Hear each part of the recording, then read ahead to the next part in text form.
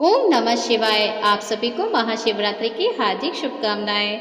मित्रों, अधिकतर जनमानस यही जानते हैं कि महाशिवरात्रि शिव और माता पार्वती के विवाह के उपलक्ष्य में मनाया जाता है। लेकिन कुछ विद्वानों का मानना है कि शिवरात्रि के दिन ही भगवान शिव ने कालकूट नाम का विष पिया था। परंतु शिव महापुराण में एक शिकारी से जुड़ी एक कथा का वर्णन किया गया है। तो आज के इस वीडियो में हम आपको शिव पुराण में वर्णित महाशिवरात्रि की कथा सुनाने जा रहे हैं। इस कथा को पूरा जरूर सुनिएगा, जिससे कि आपको, अगर आप व्रत करते हैं तो अति श्रेष्ठ है, अगर व्रत नहीं भी करते हैं तो भी आपको व्रत का संपूर्ण फल कथा श्रवण करने मात्र से प्राप्त होगा। तो आइए कथा को श्रवण करते हैं। तो भगवान शिव भोलेनाथ माता पार्वती का ध्यान करते हुए आज की कथा हम श्रवण करते हैं। एक बार चित्रभानु नामक एक शिकारी था। पशुओं की हत्या करके वह अपने कुटुंब को पालता था। वह एक साहूकार का ऋणी था, लेकिन ऋण समय पर न चुकाने पर क्रोधित होकर साहूकार ने उसको शिव मठ में बंदी बना लिया। संयोग से उस दिन शिवरात्रि थी। बंदी रहते हुए शिकारी मठ में शिव संबंधी धार्मिक बातें सुनता रहा। वहीं उसने शिवरात्रि व्रत की कथा भी सुनी। संध्या होने पर साहूकार ने उसे बुलाया और ऋण चुकाने के लिए पूछा तो शिकारी अगले दिन सारा ऋण लौटा देने का वचन दिया। साहूकार ने उसकी बात मान ली और उसे छोड़ दिया। शिकारी जंगल में शिकार के लिए निकला, लेकिन दिन भर बंदी गृह में रहने के कारण भूख प्यास से व्याकुल था। सूर्य अस्त होने पर एक जलाशय के समीप गया। वहां पर एक घाट के किनारे एक पेड़ पर थोड़ा सा जल पीने के लिए लेकर चढ़ गया, क्योंकि उसे पूरी उम्मीद थी कि कोई न कोई जानवर अपनी प्यास बुझाने के लिए यहाँ जरूर आएगा। वह पेड़ बेलपत्र का था। उसी पेड़ के नीचे शिवलिंग भी था, जो सूखे बेलपत्रों से ढके होने के कारण दिखाई नहीं दे रहा था।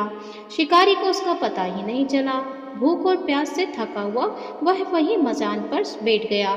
मचान बनाते समय उसने जो टहनियाँ तोड़ी वे संयोग से शिवलिंग पर गिरी। इस प्रकार दिन भर भूखे प्यासे शिकारी का व्रत भी हो गया और शिवलिंग पर बेत्र पर भी चढ़ गए। एक प्रहर रात्रि बीत जाने पर वह गर्भिणी मृगरी तालाब पर पानी पीने पहुंची। शिकारी ने धनुष पर तीर चढ़ाकर जो ही प्रत्यंचा खींची, उसके हाथ के धक्के से कुछ पत्ते जल की कुछ बूंदे नीचे बने शिवलिंग पर गिरी और अनजाने में ही शिकारी की पहले प्रहर की पूजा हो गई। मृगी बोली, मैं गर्भिणी हूँ, शीघ्र ही प्रसव करूंगी। तुम एक साथ दो जीवों की हत्या करोगे तो ठीक नहीं है। मैं बच्चे को जन्म देकर शीघ्र ही तुम्हारे समक्ष प्रस्तुत हो जाऊंगी, तब मार लेना। शिकारी ने प्रत्यंचा ढीली कर दी और मृगी जंगली झाड़ियों में लुप्त हो गई। कुछ ही देर बाद एक और मृगी उधर से निकली और शिकारी की प्रसन्नता का ठिकाना न रहा। समीप आने पर उसने धनुष पर बाण चलाया और कुछ बेलपत्र नीचे शिवलिंग पर जा गिरे और अनायास से शिकारी की दूसरी प्रहर की पूजा भी हो गई। तब उसे देख मृगी ने विनम्रतापूर्वक निवेदन किया कि मैं थोड़ी देर पहले ऋतु से निवृत्त हुई हूँ, कामातु विरहिणी हूँ, अपने प्रिय की खोज में भटक रही हूँ। मैं अपने पति से मिलकर शीघ्र ही तुम्हारे पास आ जाऊंगी। शिकारी ने उससे भी जाने दिया। 2 बार शिकार को खोकर वह चिंता में पड़ गया। रात्रि का आखिर प्रहर बीत रहा था। तभी एक अन्य मृगी अपने बच्चों के साथ उधर से निकली। शिकारी धनुष पर तीर चढ़ाकर छोड़ने ही वाला था कि मृगी बोली, मैं इन बच्चों के इनके पिता के हवाले लौट कर आती हूँ, अर्थात इन्हें पिता के पास छोड़कर शीघ्र ही तुम्हारे पास आ जाऊंगी। इस समय मुझे मत मारो। शिकारी हंसा और बोला, सामने आए शिकार को छोड़ दूं, मैं ऐसा मूर्ख नहीं हूँ। इससे पहले मैं 2 बार अपने शिकार खो चुका हूँ। मेरे बच्चे भूख प्यास से तड़प रहे होंगे। उत्तर में मृगी ने फिर कहा, जैसे तुमने तुम्हारे बच्चों की ममता सता रही है, ठीक वैसे ही मुझे भी अपनी फिक्र है, इनकी फिक्र है। इसलिए अपने सिर्फ बच्चों के नाम पर ही मैं थोड़ी देर के लिए जीवन दान मांग रही हूँ। मेरा विश्वास करो, मैं इन्हें इनके पिता के पास छोड़कर तुरंत लौटने की प्रतिज्ञा करती हूँ। मृगी का दीन स्वर सुनकर शिकारी को उस समय पर दया आ गई और उसने उस मृगी को भी जाने दिया। शिकार के अभाव में बेल वृक्ष पर बैठा शिकारी बेलपत्र तोड़ तोड़ कर नीचे फेंकता जा रहा था। उसके तीसरे प्रहर की पूजा भी स्वतः ही संपन्न हो गई। वो फटने को हुई तो एक हष्ट पुष्ट मग उसी रास्ते पर आया और शिकारी ने सोच लिया कि इसका शिकार वह अवश्य करेगा। शिकारी की तनी प्रत्यंचा देखकर मृग विनीत स्वर में बोली, भाई, यदि तुमने मुझसे पूर्व खाने वाली 3 मृगियों तथा छोटे बच्चों को मार डाला है, तो मुझे भी मारने में विलंब ना करो, ताकि मुझे उनके वियोग में एक क्षण भी दुख न सहना पड़े।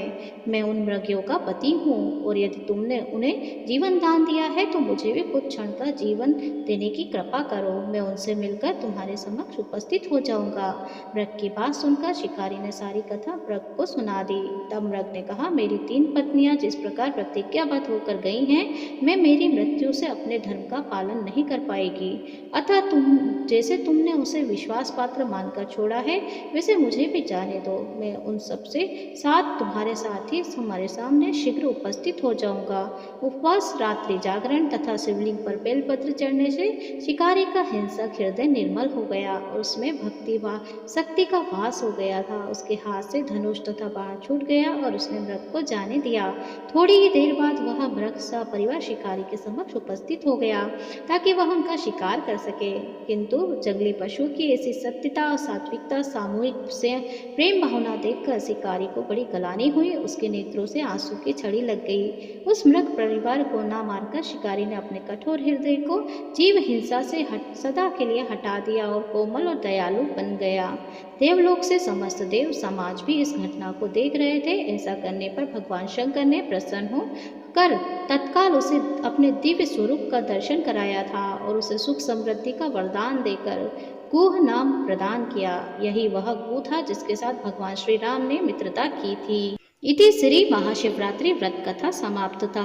तो ये थी आज की महाशिवरात्रि की पौराणिक कथा, प्रचलित कथा है, इसे जरूर से श्रवण करिए। कथा श्रवण करने मात्र से ही संपूर्ण फल की प्राप्ति होगी। अपने फैमिली, फ्रेंड, रिश्तेदारों को शेयर कर दीजिए। चैनल पर नए हैं तो सब्सक्राइब कर लीजिए। मिलती हूँ नेक्स्ट वीडियो के साथ, तब तक के लिए ओम नमः शिवाय।